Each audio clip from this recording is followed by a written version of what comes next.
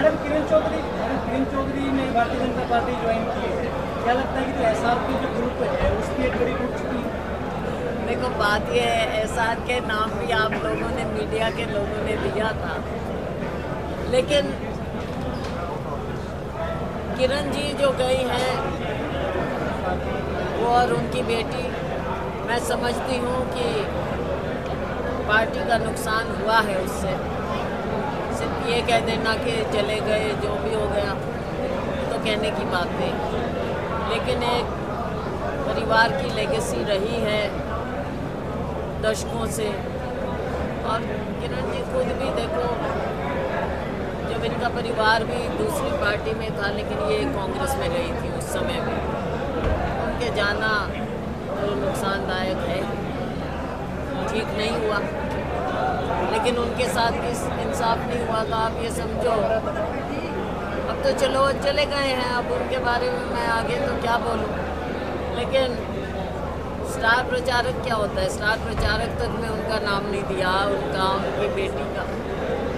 तो कहीं ना कहीं ये तो दिख ही रहा है ना कि पार्टी में कुछ इस तरह से काम जो हो रहा था वो ठीक नहीं हो रहा है। पार्टी के नेताओं पर अनदेखी के आरोप लगाए हैं, कितने सत्य हो सकते हैं? जैसे इसमें एक और जोड़ना चाह रहा था मैं। हाँ। उन्होंने बिना नाम लिखे कहा कि एक ही व्यक्ति विशेष का कब्जा पार्टी पे है। देखो, आप लोगों ने भी कहा कि उनकी सुननी चाहिए थी, तो क्या हम लोग ये माने कि आलाकमान तक ये बातें पहुंच नहीं पाती हैं, या फिर व्यक्ति विशेष जिसका जिक्र है वो ज़्यादा थोड़ा सा उसमें मजबूती से बैठा है? देखो वो अपनी बात का जवाब तो वो ही दे पाएंगे जब भी आप पूछें, लेकिन ये मैंने खुद कहा है कि पहले उनकी बात से कृपया ना जोड़ें, क्योंकि वो अपनी बात वो खुद रखें। लेकिन मैंने तो खुद कहा है कि स्थिति हरियाणा में बहुत अच्छी थी, शायद लोगों ने उसको सही ढंग से पढ़ा नहीं, और हाईकमांड को या तो नीचे की समझ नहीं है,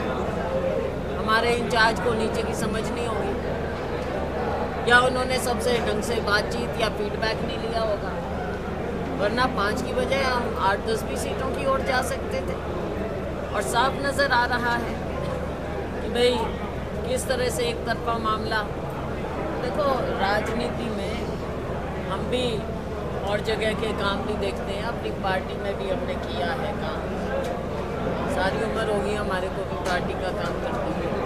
तो बैलेंस करके चलना बहुत ज़रूरी होता है राजनीति में। एक तरफा बात होती है तो आप ये समझो कि पार्टी में तो सभी है ना, तो आप किसी एक वर्ग को क्यों पीछे छोड़ते हैं? दूसरी पार्टियों से ला के पार्टी ज्वाइन करवाते हो आप, उनमें गिनतियाँ करते हैं, भाई इतनों को ज्वाइन करवा लिया, ये कर लिया, वो कर लिया। जो घर में है उनको तो संभाल लो, उनके साथ तो इंसाफ करो। अब सीटों का बंटवारा जो भी एक अलग बात है, मैंने उसके बारे में कई बात कह दी हैं, और ये बातें हैं कुछ जिनको आगे के लिए विधानसभा के लिए देखना होगा और इन चीज़ों को समझना होगा।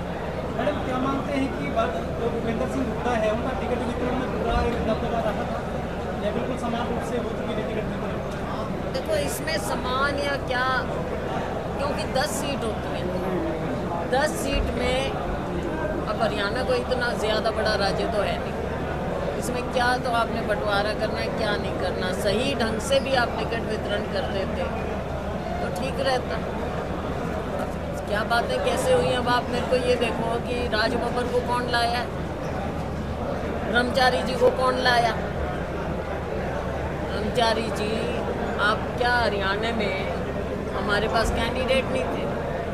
और अगर हम इतने दिन से अपना मानते हैं तो हम कैंडिडेट तैयार नहीं कर पाए, क्या कारण था?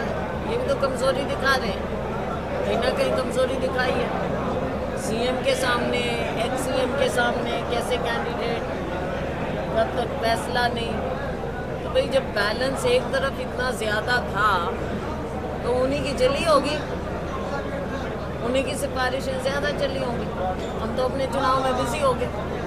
अगर शिकायत करें तो आप हाईकमान से करते हैं? देखो अब उन्होंने क्या कहा है क्या नहीं कहा, मैं किसी की टिप्पणी पर टिप्पणी नहीं करूंगी, मैं तो अपनी बात रखूंगी, और मुझे कोई सीख ना दे। जो हाईकमांड या जो पार्टी फोरम है हमको को सारा पता है, कहाँ पे क्या हमने क्या कहा है क्या नहीं कहा, सारी बातें मीडिया के सामने हम नहीं रखते। कहाँ कहना है हमको सब पता है, वो भी सारी बातें मीडिया के सामने, मैं तो मोटी मोटी बात रख रही हूँ, सारी बातें मीडिया के सामने नहीं कर रही। सिर्फ हम तो बता रहे हैं जो सबको दिख रही है बात, जो आप लोगों ने भी विश्लेषण किया है। कुछ बातें हैं, लेकिन मैं फिर भी कहती हूँ इन सब चीज़ों को देखना चाहिए कि आगे के लिए कैसे ठीक करें।